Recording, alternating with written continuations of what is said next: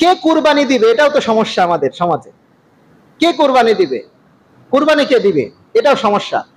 অনেকেই বলেন যে যার হচ্ছে নিসাব পরিমাণের সম্পদ আছে সে ব্যক্তি কোরবানি দিবে, অর্থাৎ 7.5 ভরি স্বর্ণের মালিক হতে হবে, এত লাখ টাকার অথবা 52 তলার রূপার মালিক হতে হবে, তাহলে কি করবে সে দিবে হচ্ছে কোরবানি। এটা আসলে একেবারে ভ্রান্ত কথা, যা কোরআন হাদিসের সাথে একেবারে মিল নেই। কারণ সাহাবীদের যুগে দেখছি যে অত্যন্ত গরিব সাহাবীরাও, যাদের মাত্র খাওয়ার শুধু টাকা ছিল, যারা একটা ছাগল কেনার মতো টাকা ছিল, তারাই কি দিয়েছেন, কোরবানি দিয়েছেন। কিন্তু এটা নিয়ে কিভাবে নিসাব পরিমাণ চলে আসছে, না, এটা সঠিক নয়, এটা সঠিক নয়। আপনি ইতিহাস ঘেটে দেখেন যে সাহাবী রাদিয়াল্লাহু আনহু আজমাইনরা নিজে ঠিক মতো খেতেও পেতেন না, তারপরে কোরবানি দিতেন। তারপরে কি করবেন, কোরবানি দিতেন। কোরবানি দেওয়াটা কি, কোরবানি দেওয়াটা কি বলেন তো? ফরজ, ওয়াজিব, সুন্নাহ, সুন্নাতে মুআক্কাদা, তাকিদযুক্ত সুন্নাত, সুন্নাতে মুআক্কাদা তাকিদযুক্ত সুন্নাত, যে সুন্নাতটি বিশ্বনবী সাল্লাল্লাহু আলাইহি সাল্লাম কখনো ছাড়েননি, কখনো ছাড়েননি। সাহাবী রাদিয়াল্লাহু আনহুম আজমাইনরা, আবু বকর রাদিয়াল্লাহু তাআলা আনহু, মাসুদ রাদিয়াল্লাহু তাআলা আনহু, আব্দুল্লাহ ইবনে আব্বাস রাদিয়াল্লাহু তাআলা আনহু মাঝে মাঝে এটা ছেড়ে দিতেন। কারণ কি জানেন? আমাদেরকে বোঝানোর জন্য, যাতে মানুষ না মনে করে এটা ফরজ বা ওয়াজিব। সেজন্য মাঝে মাঝে ওনারা কি করতেন, ছেড়ে দিতেন, আমাদেরকে মূর্খদের বোঝানোর জন্য, যে পরবর্তী তোমরা তো জানি যে তোমরা তো গন্ডগোল করবা। তাই এই যে আমরা মাঝে মাঝে কি রাখছি, মাঝে মাঝে কোরবানি করছে না, আর যদি ফরজই হতো তো আমাদের আগে আর কেউ করতো না, আমরাই আগে করতাম। অত ফরজ না, এটা কি সুন্নাতে মুআক্কাদা। তো যার সামর্থ্য আছে সে করবে। সামর্থ্য কি? যা ছাগল কেনার সামর্থ্য আছে সেই করবে। এটা কোনো জাকাতের সাথে কি নাই, সম্পর্ক নাই। হুজুর আমার তো ঋণ আছে, এত টাকা ঋণ আছে, আমিও করবো। হ্যাঁ হ্যাঁ, আপনার যদি ঋণ যদি এখন না চায় যে কদিন পরে দিলেই হবে, আপনাকে তাগিদ দিচ্ছে না, আপনার কাছে টাকা আছে, আপনি করেন। কারণ এটা সুন্নাতে ইব্রাহিম আলাইহিস সালামের সুন্নাহ, এবং রাসূলুল্লাহ সাল্লাল্লাহু আলাইহি ওয়াসাল্লামের জিন্দেগিতে এটা করেছেন, সাহাবী রাদিয়াল্লাহু আনহু করেছেন, আপনাকে করতে হবে। তাহলে আমরা কি কোরবানি কি বলেন তো? সুন্নাতে মুআক্কাদা, এটা ওয়াজিব বা ফরজ নয়।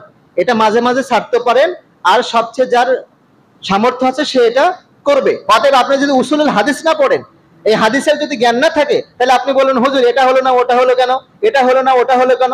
এই যে একটা প্রশ্ন সাধারণ মানুষের, এটা কারণ হচ্ছে দিন সম্পর্কে একেবারে অজ্ঞ তারা, হাদিস বোঝে না। আর যারা আজকে বর্তমানে যারা ইমাম, যারা বড় বড় জুব্বা পরে, আমি তো ছোট জুব্বা পরি নাই, আমি ছোট জামাই পরে আসছি, জুব্বা পরে নি, মাথায় পাগড়ি নাই, দাড়ি তো অল্প, বুঝছেন, অত হাত ভাবও নাই।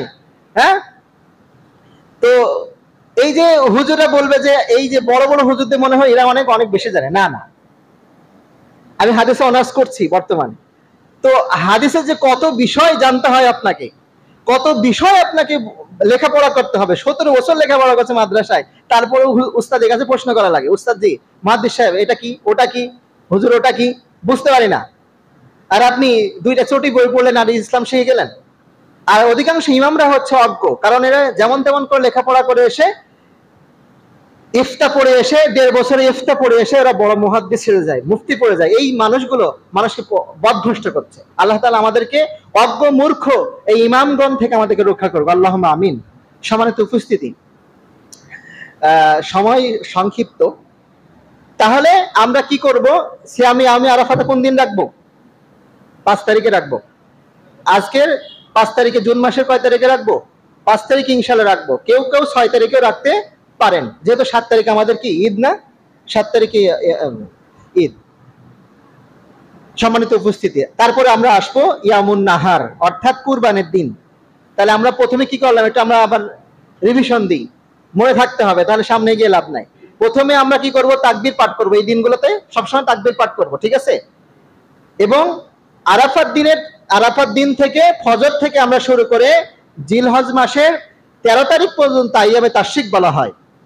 এই সময়গুলোতে আসর পর্যন্ত আমরা তাকবীর পাঠ করব প্রত্যেক সালাতের পরে। প্রত্যেক কি সালাতের পরে 2 বার অথবা 3 বার করে সালাত করব। আল্লাহু আকবার, আল্লাহু আকবার, লা ইলাহা ইল্লাল্লাহ, আল্লাহু আকবার, আল্লাহু আকবার, লিল্লাহিল হামদ। এটা পড়া মুস্তাহাব, ফরজ না, ওয়াজিব না। অনেকে মনে হয় গুনাহ হয়, না, গুনাহ হয় না, পড়লে আপনার সওয়াব আছে। সাহাবী রাদিয়াল্লাহু তাআলা আনহুম আজমাইনরা এটা কি করতেন? আমল করতেন।